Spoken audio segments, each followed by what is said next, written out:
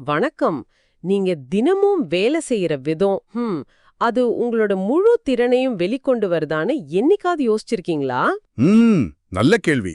100 million டாலருக்கும் மேல செலவு பண்ணியும், பல வருஷம் தாமதமாகியும், கடைசில ஒரு பெரிய FBI கணினி திட்டம் தோல்வி அடைஞ்சதை நினைச்சு பாருங்க.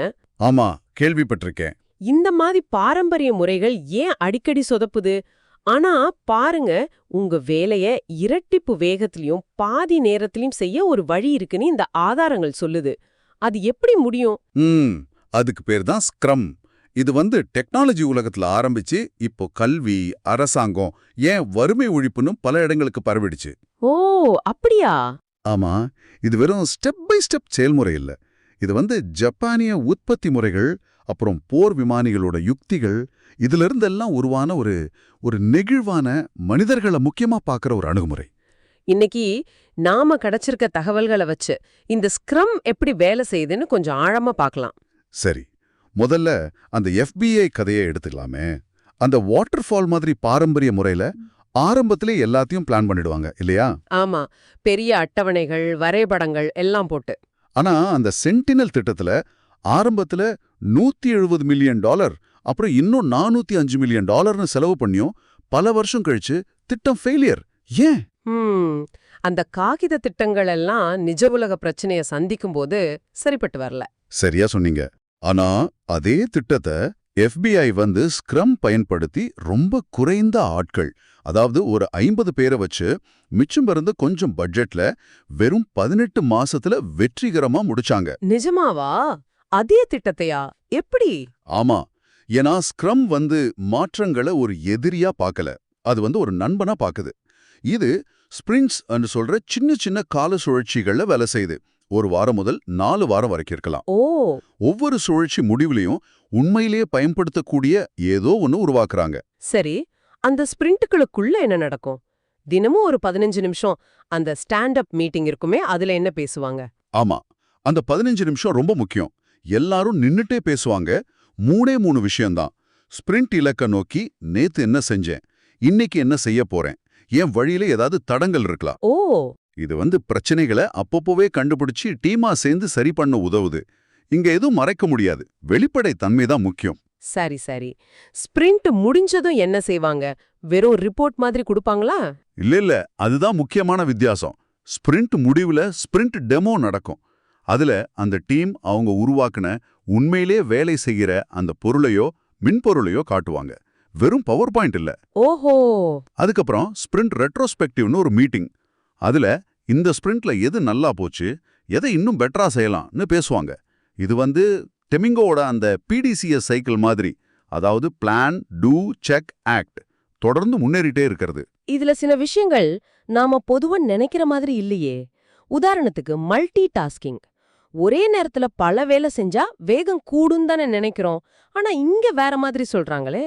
ஆமா, அது ஒரு பெரிய தப்பான கருத்து.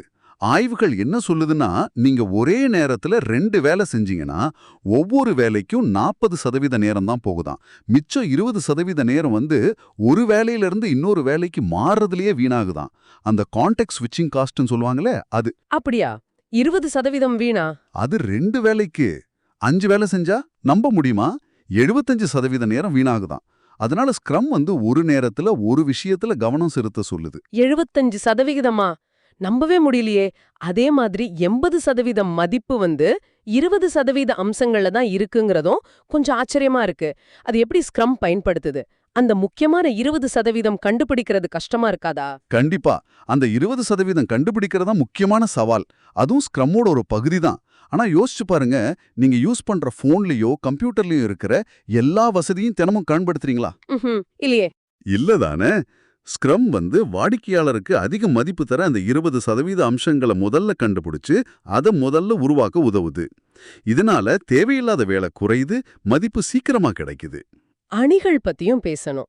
சின்ன தன்னாட்சி அதிகாரமுள்ள பல திறமைகள் கொண்ட அணிகள் தனி ஆளுங்களை விட பல மடங்கு நல்லா வேலை செய்வாங்கன்னு சொல்றாங்க. ஒரு நல்ல டீமுக்கும் மோசமான டீமுக்கும் உள்ள வித்தியாசம் 2000 மடங்கு வரைக்கும் இருக்கலாம்னு சொல்றத மலைப்பா இருக்கு. ஆமா, அந்த அணிகளுக்கு அதிகாரம் கொடுக்கறது தான் ஸ்க்ரம்மோட அடிப்படை. அவங்களே முடிவெடுத்து அவங்களே தடைகளை நீக்கி வேகமா போகும்போது அதோட தாக்கம் பயங்கரமா இருக்கு. இதுல சந்தோஷமும் ஒரு முக்கியமான பங்கு வகிக்குது. சந்தோஷமா? அது எப்படி? சந்தோஷமா இருக்கிற ஊழியர்கள் அதிகமா வேலை செய்வாங்கிறது மட்டும் இல்ல, சந்தோஷமே வெற்றியை கணிக்கிற ஒரு காரணம்னு ஆய்வுகள் சொல்லுது. வெளிப்படையா பேசுறது, தடைகளை உடனுக்குடன் நீக்கிறது, இதெல்லாம் மன அழுத்தத்தை குறைச்சு ஒரு நல்ல சூழலை உருவாக்குது. சரிதான். இந்த ஸ்க்ரம் போர் விமானிகளோட அந்த ஓடா லூப் யுக்தியிலிருந்து கூட உத்வேகம் பெற்றிருக்குன்னு சொல்றது சுவாரஸ்யமா இருக்கு. அதாவது கவனு, உணர், முடிவெடு, செயல்படு, திரும்ப கவனு. நிச்சயமா, இது வேகமா மாறுற சூழ்நிலைக்கு ஏத்த மாதிரி செயல்பட உதவுது. இது வெறும் சாஃப்ட்வேர் துறைக்கு மட்டும் இல்ல. ஹாலண்ட்ல கல்வி முறையில எடியூ ஸ்க்ரம், உகாண்டாவுல கிராமீன் ஃபவுண்டேஷன், ஏன் அமெரிக்காவுல அரசாங்க அமைப்புகள் கூட ஸ்க்ரம்ம பயன்படுத்துறாங்க. ஓ, அப்போ இது எல்லா இடத்துலயும் பரவிட்டு வருது. ஆமாம், ஒரு உலகளாவிய அணுகுமுறையா வளர்ந்துட்டு வருது. ஆக நாம பார்த்த வரைக்கும் ஸ்க்ரம்ங்கிறது வெறும் ஒரு ப்ராஜெக்ட் மேனேஜ்மெண்ட் டூல் மட்டும் இல்ல.